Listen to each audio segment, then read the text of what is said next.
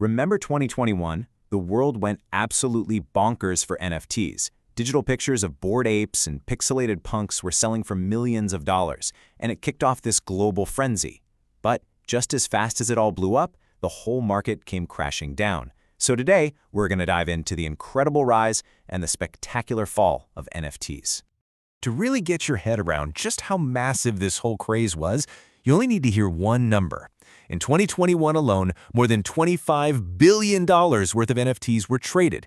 That is just a staggering, insane figure for a technology that basically nobody had even heard of a few years before. But fast forward to today, and the reality is pretty brutal. Over 95% of those NFT collections are now considered completely worthless. The investments of millions of people just evaporated. So how in the world did we get from a multi-billion-dollar party to, well, this?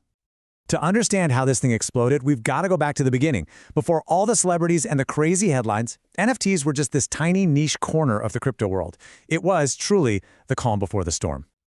So what even is a non-fungible token, or NFT? Well, the simplest way to wrap your head around it is to think of it like a digital baseball card. It's a unique, one-of-a-kind digital token that acts as a proof of ownership for a specific digital item, whether that's art, a video clip, or whatever. And in theory, that ownership can be bought and sold. The story really gets going back in 2017 with this game called CryptoKitties, where you could breed and trade digital cats. And get this, one of them sold for over $100,000. For a digital cat. I mean, that was a little hint of the madness to come, right? Seeing this, a couple of founders started OpenSea in 2018 to be a marketplace for these kinds of things. But even by early 2020, you gotta remember, this was still a super small world, mostly for crypto diehards. And then came the spark that just poured gasoline on this little fire, the COVID-19 pandemic. It created this perfect storm. First, you had millions of people stuck at home, bored, and spending way more time online. Second, governments were pumping out stimulus checks. All this cash was suddenly floating around, and a lot of it started looking for a place to speculate, to gamble. And with all that money and all that attention, NFTs were about to go nuclear. They went from this little hobby for nerds to a full-blown global craze. The first real sign that this was hitting the big time was NBA Top Shot.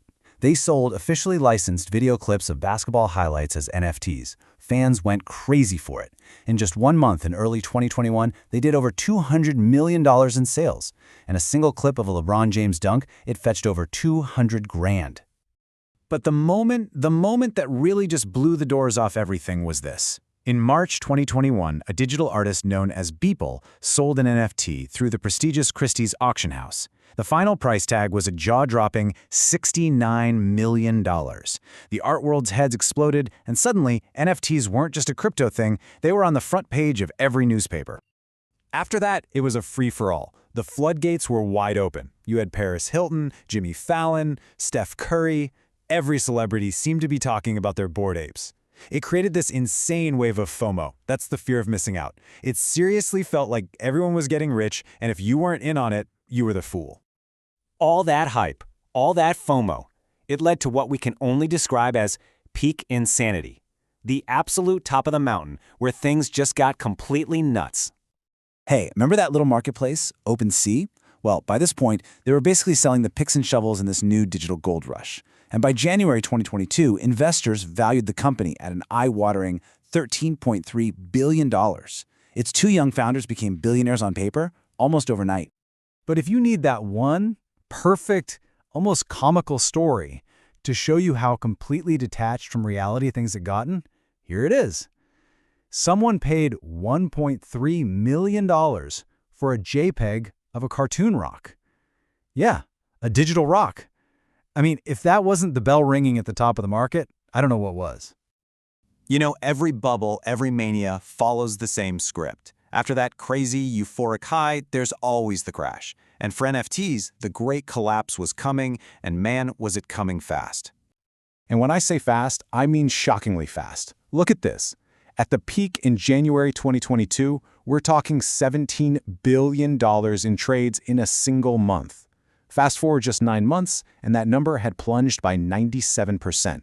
The party was over. The buyers were just gone. You know, there's probably no single story that captures this entire roller coaster ride better than this one. The very first tweet ever from Twitter founder Jack Dorsey.